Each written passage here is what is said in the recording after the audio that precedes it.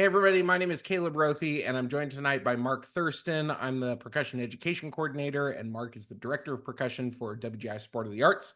And we thought we'd get together and talk about some of the new rules that have come online this year. The season is just about to ramp up. We know local circuits have gotten started, and we've been getting a lot of questions and also a lot of video submissions of people sending in props and equipment and saying, is this okay? Is this not okay?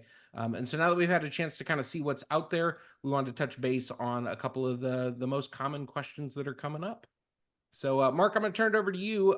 Give us kind of like an overview on like the intent of some of these rules this year. Thanks, Caleb. Basically, the intent of this is very simple. It's performer safety. We just want to try to do everything we can to protect the performers as this activity continues to evolve. We get more athletics, so there's some new rules for 2025. Yeah. So the first one that we'll jump into is kind of the rule that has to do with moving objects on the floor. So you'll notice there's a rule in there that says any sort of proper structure of any height needs to have wheel locks or brakes applied whenever you've got a performer on it. And so one of the first things to know about this is there are certain things that have been used for a long time, like drum set carts, timpani carts, things like that, that are stationary instrument carts that are typically in the front ensemble. Those carts will be exempt from this rule because performers aren't really getting on and off these. They're not being used as a prop in the show. So if they're stationary, they're good to go. The only exception would be if you're going to take the drum set cart out onto the floor and have people climbing on it and moving around, then you'd need the wheel locks. But if it's just a traditional drum set cart or timpani cart or something of that nature in the front ensemble, you're going to be good to go. You don't need wheel locks or brakes for those. Yeah, so the next one is the props and structures. When do you need to be locked? And it's basically any size prop or structure when it's stationary. And here's what you can use. You can use wheel locks, chalks, towels, people. You could use anything that's going to keep the prop from moving because that's what it's all about is just trying to keep the performer safe. So by using any of those, as long as you can keep the prop safe or secure once it is stationary, we're good. Yeah, that's great advice on that one. I think, Mark, so those kind of take care of like the movement on the floor part. The other big thing this year has to do with height. We used to have a stipulation that anytime you were above 6 feet, you needed additional safety precautions. That has been changed now to 4 feet. So here's the most important thing to know.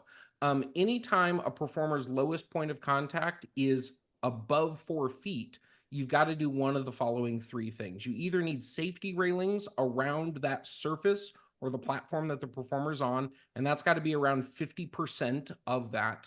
Or you're going to need a safety harness. The performer is going to need to be harnessed into the structure, and that harness would need to be able to stop their movement at least 3 feet above the making contact with the floor if they were to lose their balance or fall or something like that. And then the third option for you is padding around that area. And the padding has to be at least 2-inch foam compression padding, the kind of stuff that you'd see for gymnastics or something like that. So pretty significant padding because, again, we're trying to protect against injury and things like that. And when you go for the padding, you got to think about, I got to have enough padding here to cover how a performer might fall off of this object. So just make sure that it's a sufficient amount of padding and sufficient like square footage to protect our performers. So those are the three things. Anytime you're going to have a performer that is 4 feet or above on the floor, you got to take those things into consideration. Okay, so if a prop is above 4 feet and it's in motion, here's just a couple things to remember. First, the participant must actively use the appropriate safety railing or harness the entire time the prop is in motion. If it's at rest, the performers do not need to actively use the railing or the harness, and the prop must be secured to restrict movement to prevent a fall. So those are the two things. Because what TNP is going to do is if the prop is not moving, they're going to assume it's secure by any means that we want to do it. But if the prop is moving, they're going to assume it is not locked or not secure, and that's going to result in a penalty.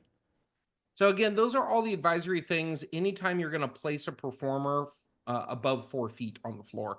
If you've got a structure, like let's say it's a podium that they hop up on and it's 2.5 feet above the floor, you don't need the safety railing or the harness or the padding or anything like that. You do, need wheel locks if you're going to have wheels on that object, but you don't need the additional height precautions and things of that nature.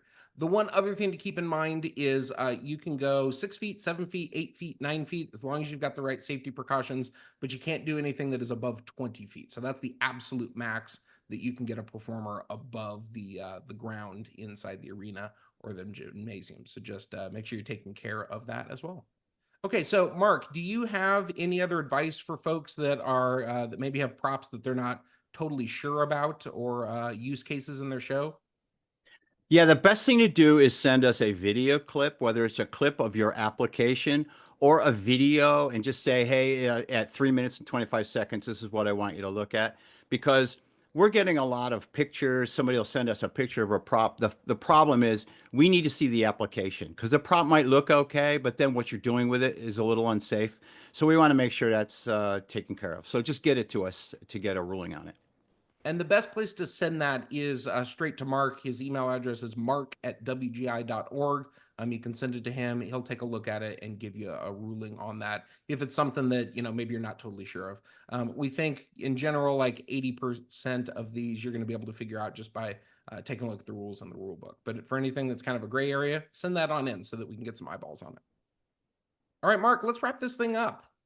Yeah, we just want to see the performers safe out there. So make sure that everyone is doing everything that we're talking about and take a good look at the rules. If you're unsure, get a hold of us so that we can get it cleared up, and let's be smart out there. T&P judges do not enjoy giving out 10-point penalties, so No. let's be safe. Great. Thanks, everybody. Appreciate your time.